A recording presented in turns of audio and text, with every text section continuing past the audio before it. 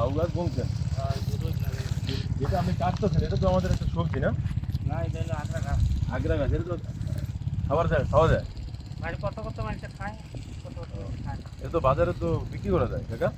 বুঝতে পারবেন, আমরা যখন বিক্রি করি, এটা নাকি অনেক উপকারী একটা সবজি।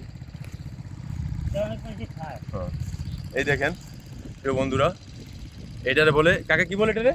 আগ্রা গাছ। এটারে বলে ঘাগরা গাছ।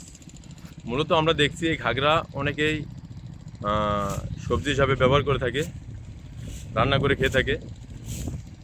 যাদের এলাকায় নাই তারা কিনে খায়।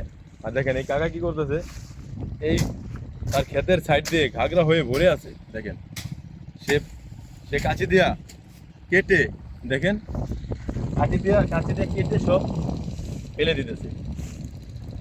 তো যাদের এলাকায় নাই তারা এটার মর্মটা বোঝে যে এটার কি একটা উপকারিতা একটা জিনিস, আর এটা দেওয়া কি করণীয় হয়।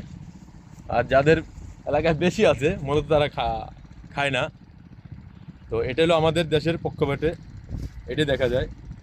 যাদের আছে তারা ফেলে ছেড়ে খায়, আর যাদের নাই তারা কিনে খায়।